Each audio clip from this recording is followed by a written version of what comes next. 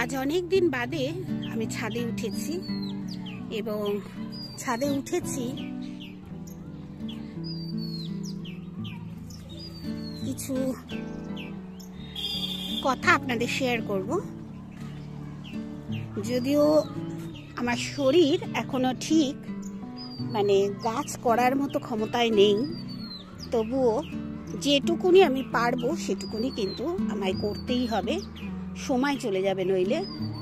খুব বেশি রোদ্দুর উঠলে যে চারা গাছগুলো আমি করতে শুরু করেছি সেই চারা গাছগুলো আর তৈরি হবে না। তাদেরও একটা গরম সহ্য করার মতো ক্ষমতা থাকে। তাই এবার যেটা আমি করব সেটা হচ্ছে শুধু কোকোপিটে চারা করব। দেখুন আমরা কিন্তু অনেক চারা তৈরি হয়েছে এখানে, দেখুন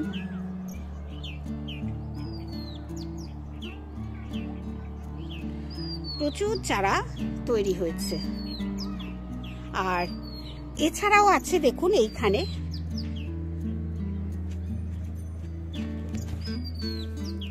বেশিরভাগ কুমড়ো, লাউ, আর এটা হচ্ছে ঝিঙে। আর এগুলো সব নতুন বেগুন চারা আমি যেগুলো এনেছিলাম নতুন গাছ, সেগুলো দুই একটা টবে বসিয়েছি সেগুলো। আর দেখাবো যে আমি প্রথম দিকে যে কলমি শাকটা বসিয়েছিলাম সেই কলমি শাক গাছগুলো কেমন আছে। প্রায় এক সপ্তাহ আমি ছাদে উঠতেই পারিনি, আমার পায়ে এত ব্যথা। অনেক কষ্টে আজকে উঠেছি। ছাদে না আসলে মনটাকেই তো ঠিক রাখতে পারছি না।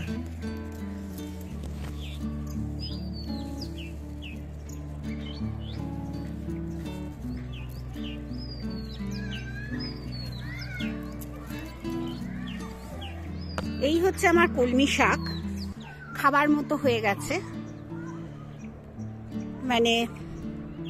আমার রান্না করতেও অসুবিধা হচ্ছে, সংসারে কাজ করতেও অসুবিধা হচ্ছে, তাই কোনো কিছুই হচ্ছে না আর কি। এবার এই যে এই এত সুন্দর সুন্দর টমেটো হয়েছে, সেই টমেটোগুলো দেখুন পাখিতে খেয়ে যাচ্ছে, তবু আমি তুলতে পারছি না। আমার সেই শরীরের ক্ষমতাটা এখন নেই। যাই হোক, গাছ যখন করি সে গাছ তো আমি একটু ভালো হলেই আসবো ছাদে। আর এই যে এত পাখির আওয়াজ পাচ্ছেন, এগুলো সব টুনটুনি ডাকছে। প্রচুর টুনটুনি আমার ছাদ বাগানে, টুনটুনি, তারপরে ছাতার পাখি, বুলবুলি, এমনকি মাঝে মাঝে সবুজ সবুজ টিয়াও আসে যখন পেয়ারাগুলো পেকে যায়। এবার আমি বলবো, এই যে কুমড়ো গাছ শীতের সময় বসিয়েছিলাম, আমি কিন্তু একটা ফল পাইনি এবং আর আমি ফলের আশা করি না। আমার তো প্রথম দিকে ফলগুলো সমস্ত ওই বুলবুলিতে নষ্ট করে দিচ্ছিল। আমি কিন্তু এখন একটা জিনিস বুঝে গেছি, এই গরম পড়ার পর গাছ কিন্তু আমাকে আর ফল দেবার মতো ক্ষমতায় নেই। শুধু ওইটা নয়, আমি যে আপনাদের সঙ্গে শেয়ার করেছিলাম আর একবার লাউ আমি যদি হারভেস্ট করতে পারি তার জন্য চেষ্টা করা। বেশ কিছু খোল আমি দিয়েছিলাম আমার এই গাছগুলোতে। সেই গাছগুলো আমার ধারণা খুব একটা ভালো হবে না। আমি তাই ছাদ বাগান, তো এটা তো আর নিচের বাগান নয়, মাটির বাগান নয়, ছাদ বাগান। আমাদের এখানে কিন্তু গাছ করতে হয় খুব বুঝে শুনে। তাই ঠিক করছি এই গাছগুলো সব তুলে ফেলে নতুন গাছ আবার আমি বসাবো। কারণ দেখুন গাছগুলো কিন্তু আস্তে আস্তে হলুদ হয়ে যাচ্ছে রোদ্দুরের তাপে। শীতকালীন গাছ সে শীত সহ্য করতে পারে, এত রোদ্দুরের তাপ তো সহ্য করতে পারে না। এখন দারুণ রোদ্দুরের তাপ, ছাদে আসাও যায় না, আরো গরম পড়বে। তাই গরম পড়ার আগেই আমি ভাবছি গাছগুলোকে তুলে কিচেন কম্পোস্ট বানিয়ে নেব। এবার দেখুন কিচেন কম্পোস্ট যদি আমি নিচে কম্পোস্ট করার জন্য দিই শুকনো জিনিস, কিন্তু ওই যে দেখুন, চলুন ওইটা দেখাই কতটা শুকনো জিনিস আমি ব্যবহার করি। এইসব পাতা লতা সব শুকনো হয়ে গেলে আমি যখন একটা বড় গ্রো ব্যাগ করি, এখানে দেখেছিলে না এইরকম আর একটা গ্রো ব্যাগ ছিল, গাজর ছিল, সব তুলে দিয়েছি, মাটিও তুলে রেখেছি, সেটা দেখাচ্ছি। এইগুলোর তলায় কিন্তু ওই যে শুকনো জিনিসগুলো এইগুলোই ব্যবহার করেছিলাম, এবং সেইগুলোর কি পরিস্থিতি সেটাই দেখাবো। এই দেখুন কলা পাতা দিয়েছিলাম, কলা পাতা, এটা একদম নিচের মাটিটা। এই যে দেখুন এগুলো সব বেগুন গাছ শুকিয়ে গেছিল, সেই বেগুন গাছের ডাঁটিগুলো দিয়েছিলাম, এইসব দিয়েছিলাম। এগুলো কিন্তু এখনো পর্যন্ত কম্পোস্ট হয়নি, কিন্তু আমি এগুলো দিয়েই আবার কিন্তু এই গ্রো ব্যাগটা তৈরি করব। আর শুকনো জিনিস দিয়ে, কাঁচা জিনিস দিয়ে না। এই যে মাটি তুলে রেখেছি, এখানে শুধু নয় এর নিচে রয়েছে মাটি তুলে রেখে দিয়েছি, কারণ গ্রো ব্যাগটাকে আমি নতুন করে আবার সেট করব, নতুন করে তার একটা স্ট্যান্ড বানাবার ইচ্ছা আছে, যদি পারি সেটা করব। তারপরে আমি আবার গ্রো ব্যাগটাকে বসাবো এবং ঝিঙের দানা দেব।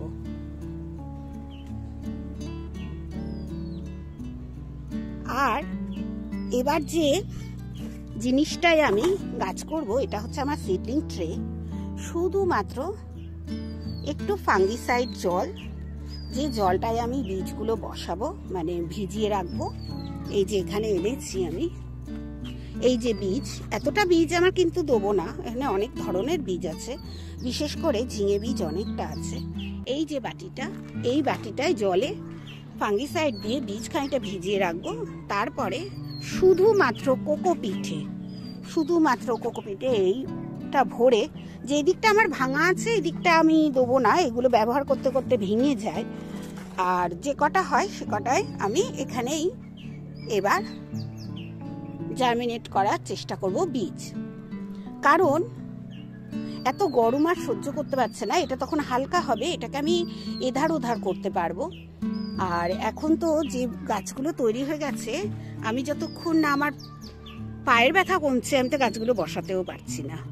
এখানে তো লাউ আছে, ঝিঙে আছে, তারপরে কুমড়ো আছে, আর কি করব, শরীর ঠিক হলে আবার বসাবো। তবে আমার এখন যে গাছগুলো আছে আমার ছাদ বাগানে, তা কিন্তু অনেকই আছে। এই যে গাছগুলো, এইগুলো কতটা আমার পেঁয়াজ দেবে আমি জানি না, তবু তো রেখেছি, হয়তো পেঁয়াজ দেবে। এগুলো তো হবে হচ্ছে আপনার ছোট্ট ছোট্ট পেঁয়াজ হয় যেগুলো আমরা খাই, সেই পেঁয়াজগুলো কাঁচা খাওয়ার জন্য আমরা ব্যবহার করি, সেই পেঁয়াজগুলো, বড় পেঁয়াজ না। আর এইখানে যে ধানের চারার মতো গাছ বসিয়েছিলাম ওটা কিন্তু বড় হবে। কতটা হবে ছাদ বাগানে আমি জানি না, কারণ সেগুলো তো হয় হচ্ছে মাঠে ঘাটে, খেতে, চাষি ভাইদের হাতে। আমরা তো চাষি ভাইদের মতো অত সার ব্যবহার করি না, আমরা তো সম্পূর্ণ জৈব সার, গোবর সার এইসবের উপর নির্ভর করে আমরা কিন্তু চলি। অর্গানিক পদ্ধতিতেও গাছ করা যায়, অর্গানিক পদ্ধতিতেও যে সবজি পাওয়া যায় না তা নয়, কিন্তু আমি কিন্তু প্রচুর সবজি হারভেস্ট করি। আপনারাও দেখেন, আমিও বলি।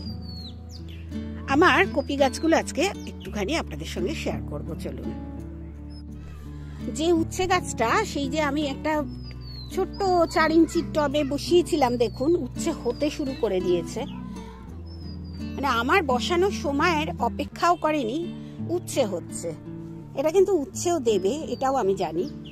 দেখা যাক, একটু ভালো হলে গাছটাকেও আমাকে বসাতে হবে। এসেছি 4 তলার ছাদ বাগানে, শুধু দেখুন গাছগুলো।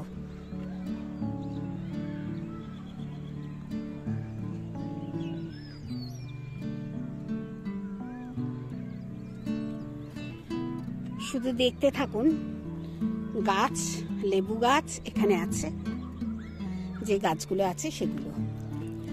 আর এই দেখুন কদবেলের ফুল এসেছে, প্রত্যেক বছর আসে কিন্তু একবারও হয় না। এটা হচ্ছে আমার এক্সপেরিমেন্ট, মানে প্রত্যেক বছরই দেখি হাজার হাজার ফুল আসে, কিন্তু একটাও আজ পর্যন্ত ফল আমি পাইনি। খুব খেতে ভালোবাসি বলে আমি এরকম 2খানা গাছ এনেছি। প্রচুর দোপাটি গাছ এই কদবেল গাছের গোড়ায় হয়েছে। আবার ওখানে দেখুন সুরিনাম ভ্যারাইটির যে কমলা লেবু গাছটা ওখানে হয়েছে ওই দূরে দেখতে পাচ্ছেন, যেখানে সেখানে বীজ ছড়িয়ে দিয়েছিলাম এরকম লাল লাল দোপাটি হয়েছে। আবার এটা তো সর্ষে, নিজের থেকে কোথা থেকে হয়েছে আমি রেখেই দিয়েছি। যাই হোক, গাছ আমি ফেলার চেষ্টা মোটেও করি না। যতদিন আমার কাছে থাকতে চায় ওরা থাকুক, ওদেরও তো ইচ্ছা করে আমার কাছে থাকুক। এই দেখুন প্রত্যেকটি গাছ কেমন আছে, শুধু আজকে অনেক দিন বাদে আমি ছাদে উঠে দেখতে এসেছি। সবসময় ইচ্ছা করে এদের কাছে আসতে, কিন্তু পারিনি।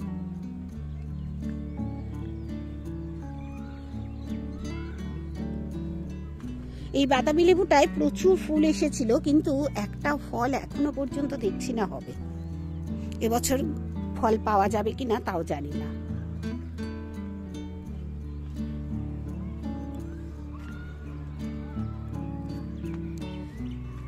সবচেয়ে ভালো এই সিডলেস লেবু, নিজের মতো হয়ে যায় সারা বছর ধরে।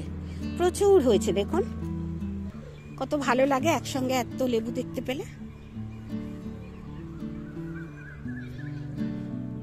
যে পাখিগুলো এতক্ষণ চেঁচাচ্ছিল সব উড়ে চলে গেছে। ওই পেয়ারাগুলো সব একটু একটু করে বড় হবে আর ওরা খেয়ে ফেলে।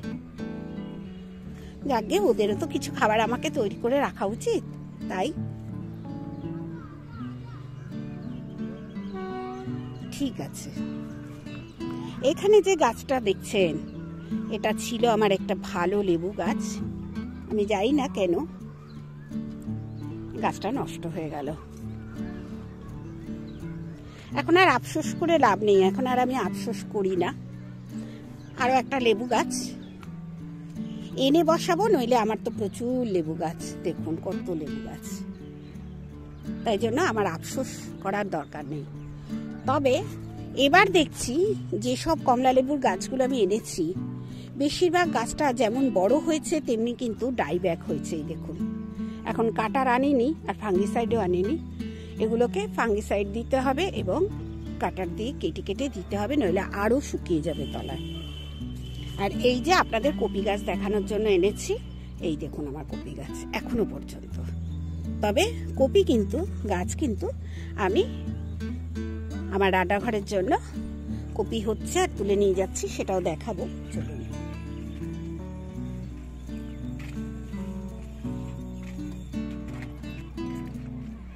এই যে দেখতে পাচ্ছেন না, এইসব জায়গা ফাঁকা হয়ে গেছে,